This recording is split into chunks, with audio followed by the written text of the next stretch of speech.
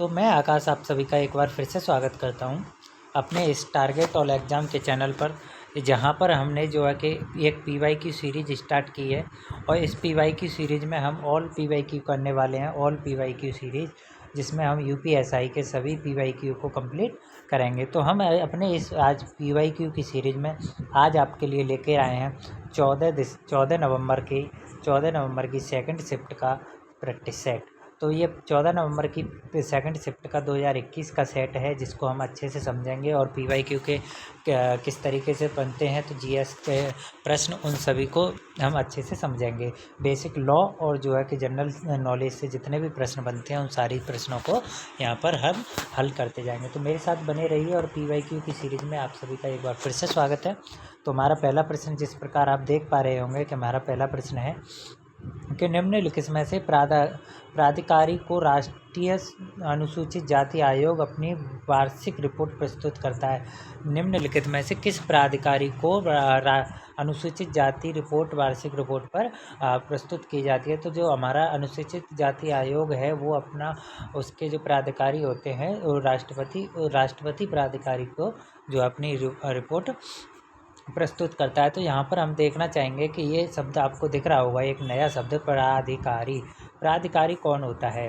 प्राधिकारी कौन होता है, यहाँ से हम समझने की कोशिश करेंगे। प्राधिकारी कौन होता है?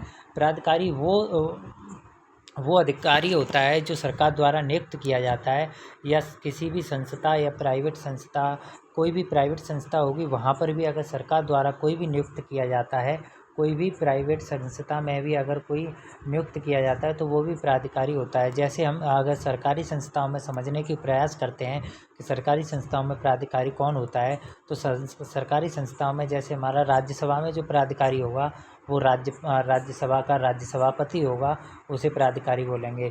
लोकसभा में जो होगा, लोकसभा का जो स्पीकर होगा उसको हम लोकसभा का प्राधिकारी बोलेंगे।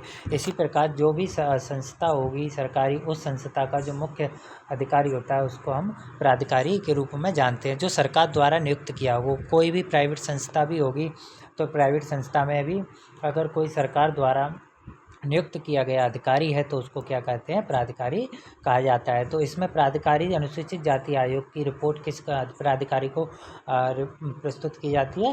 भारत के राष्ट्रपति को। आगे अगले प्रश्न पर चलते हैं। जितना हमको हर प्रश्न में जानने की ज़रूरत होगी उसको जानते चलेंगे।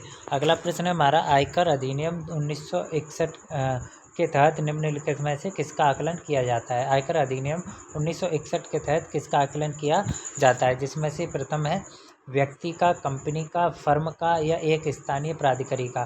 तो हम आयकर अधिनियम 1961 के तहत किस का जो है कि क्या करते हैं? आकलन करते हैं। एक व्यक्ति का करते हैं, अच्छे से हम जानते हैं। कंपनी का करते हैं, अच्छे से हम जानते हैं। व्यक्ति, कंपनी और फर्म का करते हैं। किसका करते हैं? फर्म का। तो ABC और हम एक स्थानीय प्राधिकरण का करते हैं। तो हमारा कौन सा आंसर होगा? इसमें जो है कि C नहीं होता है हमारा, B नहीं होगा कंपनी, तो A, C और D होगा। ABCD है ना। तो सारे के सारे हमारा क्या हो जाएगा? अधिनियम में आ जाएंगे। अगले प्रश्न पर चलते हैं। हमारा अगला प्रश्न क्या है? अगला प्रश्न दिया गया है, अच्छे से आपको देखना है कि निम्नलिखित में से किसे तृतीय पक्ष जोखिम के निमित्त बीमा अनिवार्य है? तृतीय पक्ष जोखिमों में के निमित्त अनिवार्य बीमा की छूट नहीं है। तो निजी वाहनों को तृतीय पक्ष बीमा की अनिवार्य की छूट नहीं दी गई है। अगले प्रश्न पर चलते हैं। इंटरनेट पर साइबर अपराधी को अपराध के आरोपी के से उचित संरक्षण प्रदान करता है। तो यहाँ पर कौन होगा? एनोनिमिटी, अनियमितता। ठीक है। अगले प्रश्न पर चलते हैं। आर्टिफिशियल इंटेलिजेंस के जनक किसके रूप में के जनक के रूप में जाना जाता है? AI, जिसका उपयोग आजकल बहुत ही चल रहा है, आप देख रहे होंगे सोशल मीडिया पर, उसके जनक माने जाते हैं जॉन मैकार्थी।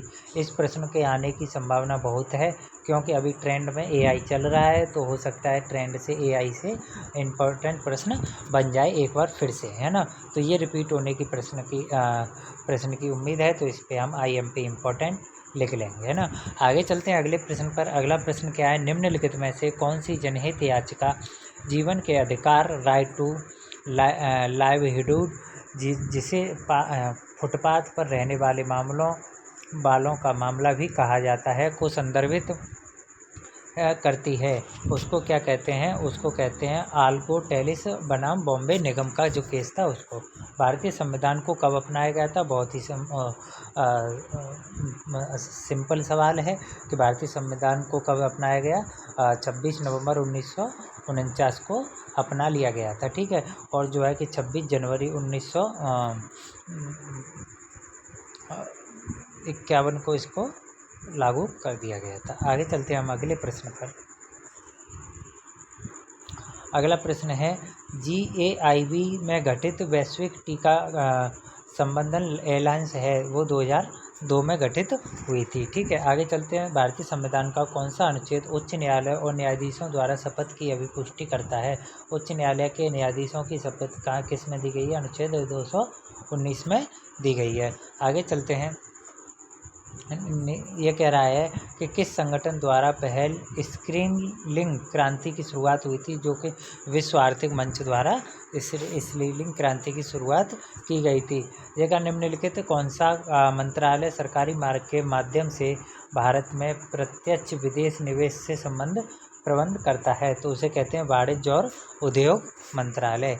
अगले प्रश्न पर चलते हैं। अगले प्रश्न में कहा गया है कि निम्नलिखित में भारतीय संविधान निम्न में से किस अनुच्छेद के तहत राज्यों में विधायिका का गठन किया गया है? राज्यों में जो विधायिका का गठन किया गया है वो 168वें अनुच्छेद के तहत किया गया है। अगले प्रश्न पर चलते हैं। निम्नलिखित में से ऐसा कौन सा एकमात्र देश है जो बाघों के और शहरों को उनके प्राकृतिक आवास में रहता है? तो वो है भारत। अगले प्रश्न पर चलते हैं। मकर संक्रांति का त्यौहार प्रत्येक वर्ष निम्नलिखित में से किस महीने मनाया जाता है? 14 जनवरी को जो मकर संक्रांति का त्यौहार हमारे देश में हर बार बनाया जाता है। अगले प्रश्न पर चलते हैं। अगला प्रश्न दिया गया है संविधान द्वारा परिकल्पित लोकसभा के सदस्यों की अधिकतम संख्या कितनी हो सकती है? संविधान द्वारा 552 की हो सकती है, लेकिन वर्तमान में 545 सीटों पर निर्वाचन की प्रक्रिया प्रचलित है। आगे प्रश्न पर चलते हैं कि उत्तर प्रदेश में की प्रथम महिला राज्यपाल श्रीमती सरोजिनी नायडू निम्नलिखित में से किस अवधि के दौरान कार्यकाल संभाला था? जो 1947 से कब? 1947 से 1949 तक रही थी। ठीक है, आगे चलते हैं हम अगले प्रश्न पर। इसमें दिया गया है कि निम्नलिखित में से भारत में शून्य बजट प्रकृति की खेती की अवधारणा को प्रोहित करते हैं वो सुभाष कौन थे? पालेकर। अगले चलते हैं। अगला प्रश्न हमारा दिया गया है सार्वजनिक निजी भागीदारी PPP के अधिकृत भूमि के कम से कम भूमि सुधारों में सहमति की गई है, ठीक है, की आवश्यकता होती है। तो अगला प्रश्न का उत्तर होगा हमारा 70% की कम से कम आवश्यकता होती है। अगले प्रश्न पर चलते हैं। अगला प्रश्न क्या कहता है? राष्ट्रीय सुरक्षा अधिनियम की निम्नलिखित में से किस धारा केंद्र सरकार और राज्य सरकार दोनों को निरोध करने का आदेश देती है? धारा 3 देती है। ठीक है, निम्नलिखित में से 1857 के विद्रोह को मुगल के समय मुगल शासक कौन था?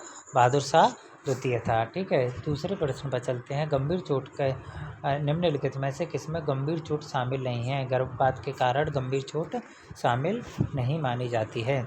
इसमें कहा गया है तत्काल स्तर पर उसके साथ पंजीकृत प्रत्येक दस्तावेज की प्रवृत्ति रखता है उपपंजीयन। ठीक है, अगले प्रश्न पर चलते हैं। सर्वोच्च न्यायालय के मामले में मानसिक धर्म के आधार पर महिलाओं के सामाजिक बहिष्कार के मुद्दे पर चर्चा की गई।